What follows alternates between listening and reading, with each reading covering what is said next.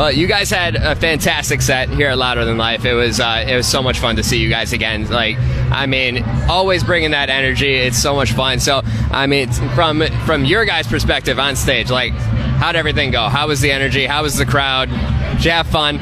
We had so much fun. The crowd was so amazing. They were very interactive. They clapped, they danced, they sang, and it was so fun. And they held up signs. Excellent. Were any of them like particularly clever signs, or were they just like kind of your generic run-of-the-mill like concert signs? One was, "Will you sign my vest?" And as much as I wanted to, I didn't see a way to do that. That's kind of tough, yeah. And then one said, "Please play." So I'm laughing because they said, "Please play bad guy." So then I looked at them and I was like, "All right, we're gonna do it for you." And then after we played, they crossed that off and wrote "thank you" on it. So that was sweet. Nice. I mean, that's like kind of I mean, I don't want to say it's like a deep cut, but I mean, like, that's just like kind of a weird one where it's like, oh shit, yeah, like I guess we could do that kind of deal. Like, yeah, that's a bizarre one. So I mean, leading into that, I usually save this question for the end, but I mean, we're talking about just like obscure kind of things like with that. When you're forming a set list, I mean, festivals, very different beasts, shorter set, you know, and you're kind of playing to, you know, like, you know, a part of it is fans, a part of it is people that might not know who you are, so you kind of cater, you know, to both of those. But when you think about a headlining set, full set list, you're putting in staple songs, putting in maybe some new songs, fan favorites, I'm sure everybody's going to have a different response. Is there a song that you wish you could put on a set list, but you just, for some reason, it's always one of those first ones that gets cut? And it's like, maybe it's too long, maybe it's, you know, it's too straining, or like it's just too hard to do live. Like, is there anything that is on that list? Yes, I think for me, it's Jailbird is a song that it always ends up getting cut for some reason, because it's really, really hard. It's hard on me, it's hard on Jesse, but we really want to do it. And last minute, usually I'm like, I can't do it. But I'm going to get there. We did it the other day. Yeah. Is there one for you?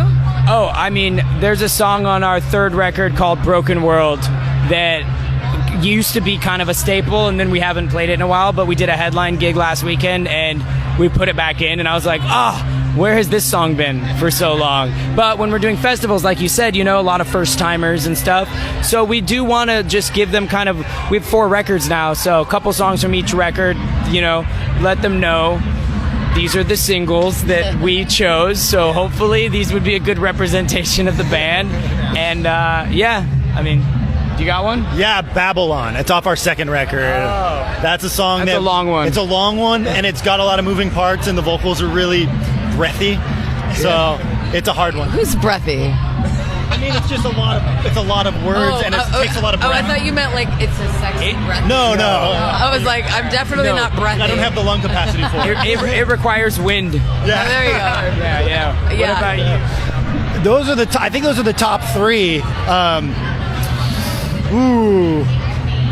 You know, the good thing about playing a lot of shows is we always come back around to play a song that we cut at a previous show. So there's never, when we cut something, it's like, fine, we'll get back to it. Yeah. And also, I feel like if we see the same, you know, fans that come to a bunch of shows, if I start seeing the same faces, and I'm like, all right, I'll ask them, hey, is there a song that we didn't play? Yeah. And I'm kind of a people pleaser like that. I don't want them to come to show after show and they don't get to hear the songs they want. So I'll sing whatever they want if they're coming to multiple shows. And more to that conversation will end up like, why do we have to play one song for one person? And Amy's like, because I gave them my word, and I'm sticking by it. We're like, great, we're gonna do it. That's fine. Like, yep, got it. All right.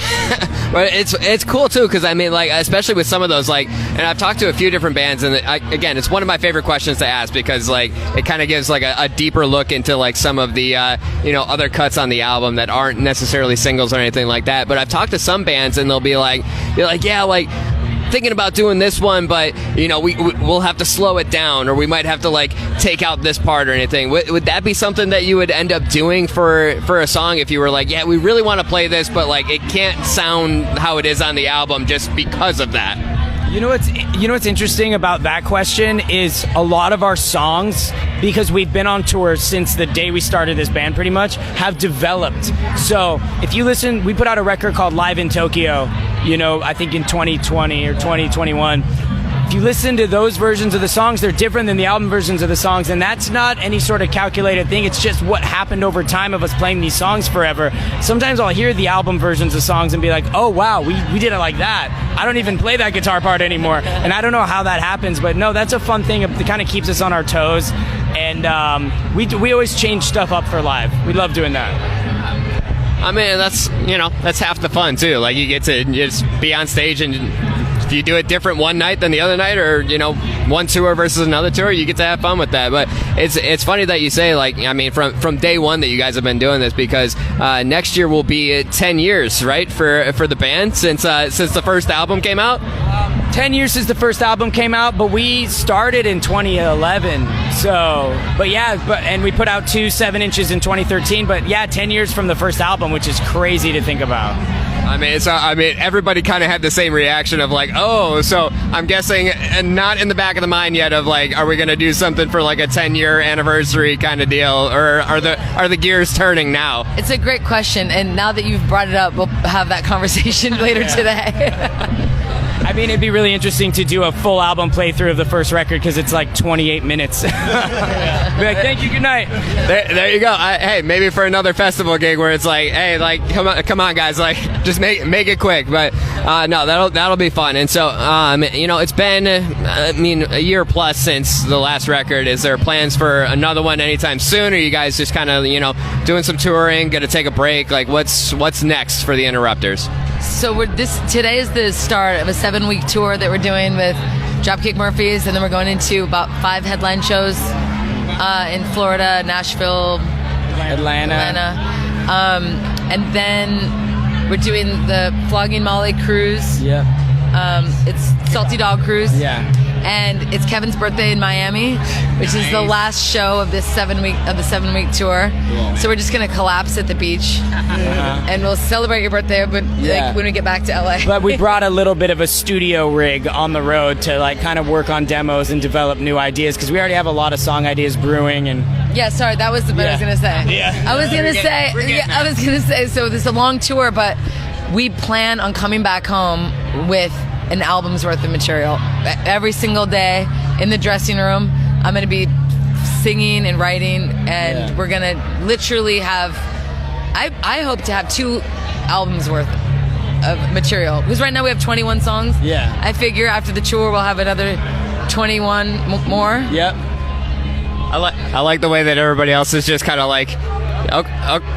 How many? How? All of our records go as they get like 30 to 40 songs, and then we'll go through and be like, what is the best? What is the message we're trying to say? And it works out really well. I like it. Well, I'm looking forward to some new music, hopefully sooner rather than later, but it's great to have you guys here in Louisville at Louder Than Life. Now, and last question, bourbon drinkers, anyone? I'll have a sip or two. Yeah. I don't usually remember. Okay, I have a question for you. Okay. So we're all going to say Louisville, and then you tell us who says it the closest to how it's the correct way. Okay, all right. Okay. Louisville. Okay. Louisville. Louisville. All right. That was about the closest. Yeah, it's more like you're just no. Louisville. Does that sound it's almost like spelling it like Lull. Louisville. Louisville. Let me try again. All right. Louisville. I mean, who's breathy now?